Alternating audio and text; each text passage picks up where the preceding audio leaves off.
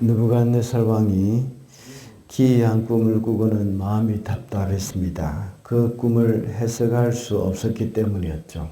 그래서 바벨론의 온 땅의 지혜자들을 다 불러서 자신이 꾼 꿈을 말하고 그 꿈을 해석하라고 명령을 내립니다.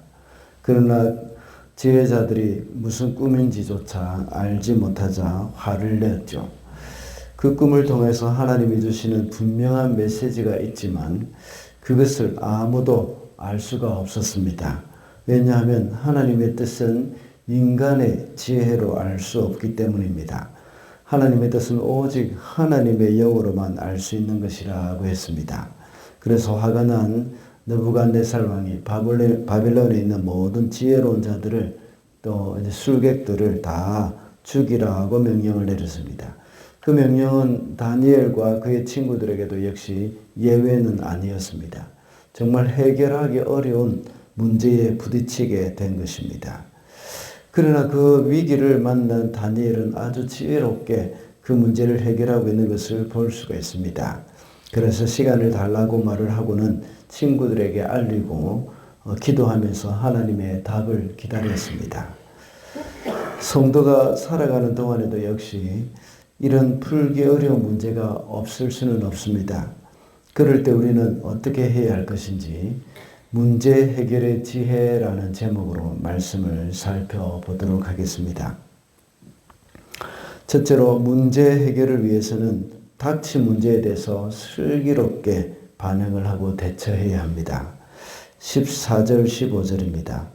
다니엘은 바빌론의 지혜자들을 죽이려고 나온 왕의 시위대 장관 아리옥에게 가서 슬기로운 말로 조심스럽게 물어보았다.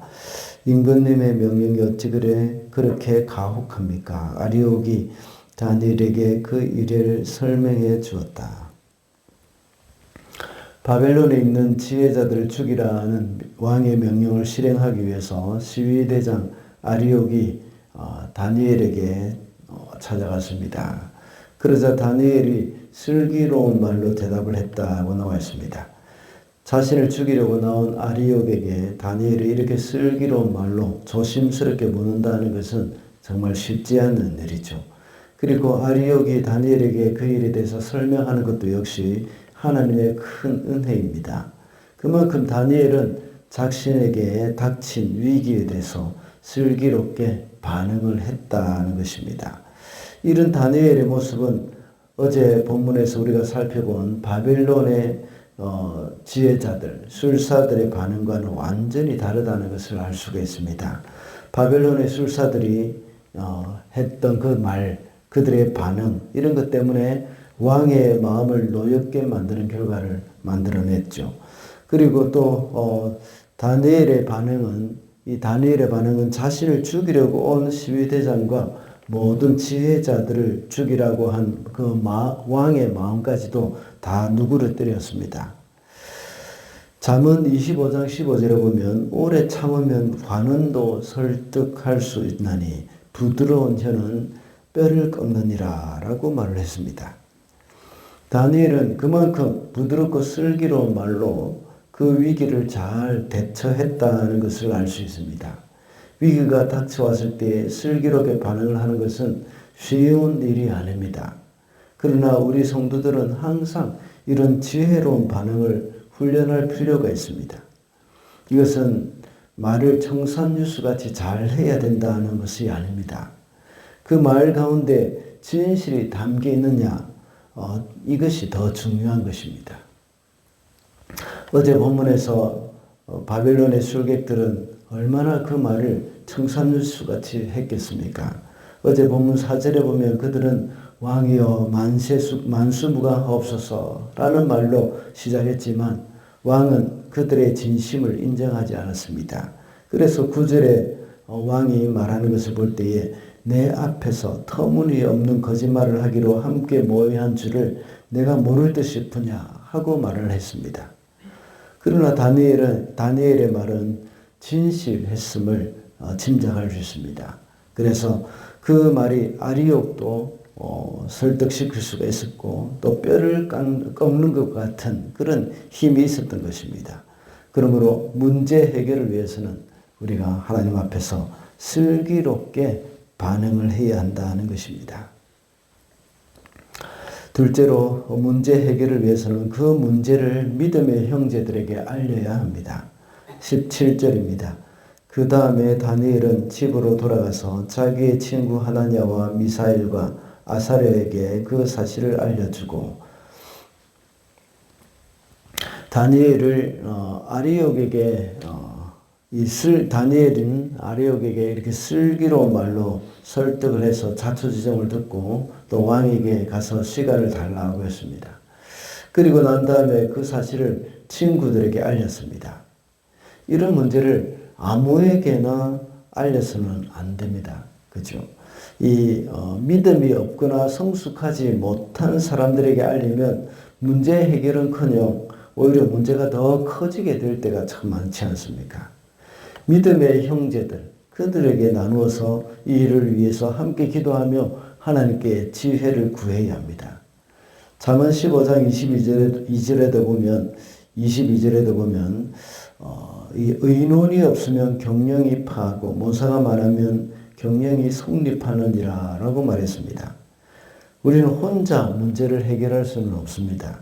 잠언 4장 10절에 보면 또 이렇게 나와 있죠. 그들이 넘어지면 하나가 그 동물을 붙들어 일으키려니와 홀로 있어 넘어지고 붙들어 일으킬 자가 없는 자에게는 화가 있으리라고 했습니다. 다니엘은 이 문제를 혼자 고민하고 있지 않았습니다. 그의 친구들에게 그 문제를 공유했던 것입니다. 우리 공동체 안에서도 역시 이렇게 함께 문제를 알리고 어려움을 나눌 형제들이 필요합니다. 하나의 이야기거리로 또는 가십거리로 삼는 사람이 되어서는 안 됩니다. 함께 진심으로 고민을 하고 마음을 나누는 사람이 되어야 합니다. 바로 나 스스로가 그런 사람이 되어야 한다는 것입니다. 이것이 바로 교회 공동체 안에서 일어나야 할 일입니다. 그냥 좋은 그런 이야기거리라고 생각하고 다른 사람들에게 옮기기를 좋아하는 그런 사람이 되어서는 안 되죠.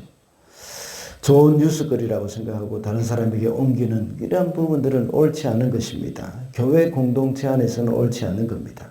그 문제가 바로 나의 문제라고 여기고 안타까워하면서 하나님께 기도할 수 있는 사람, 그런 사람들이 되어야 한다는 것이죠. 마지막으로 문제 해결을 위해서는 함께 기도를 해야 합니다.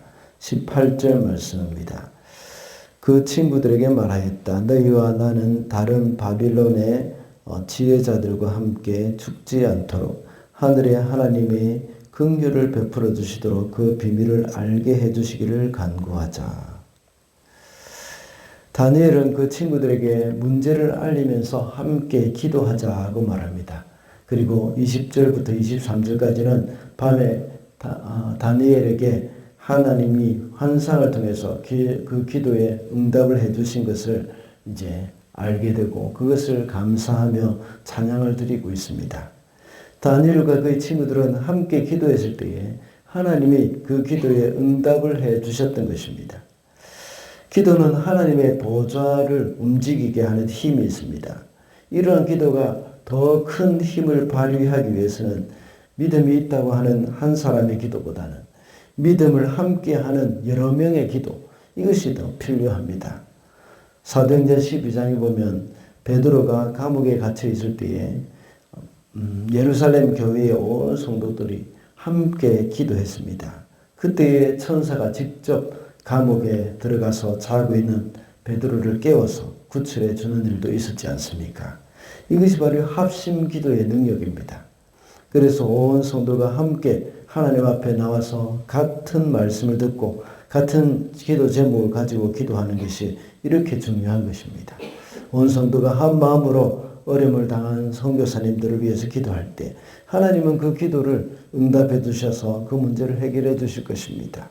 그리고 온 성도들이 한 마음이 되어서 교회의 어려움을 당한 지체들을 위해서 기도하고요. 이 땅 해밀턴을 위해서 기도하면서 또 뉴질랜드를 위해서 기도할 때에 하나님은 그 기도에 응답을 해 주시는 겁니다. 이것이 바로 합심 기도의 능력이죠. 그러므로 우리에게는 문제를 해결하기 위해서는 함께 그것을 위해서 기도하는 것입니다. 그렇게 할 때에 하나님의 기적의 역사들을 우리는 경험하게 될 줄로 믿습니다.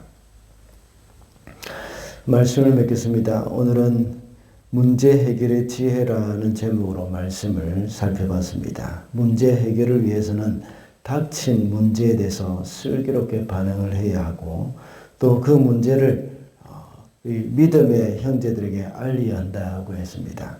그리고 함께 기도해야 한다고 했습니다. 그래서 하나님이 해결해 주시는 그 놀라운 은혜를 경험하면서 주님께 영광 돌리며 살아가는 저와 여러분이 되시기를 바랍니다.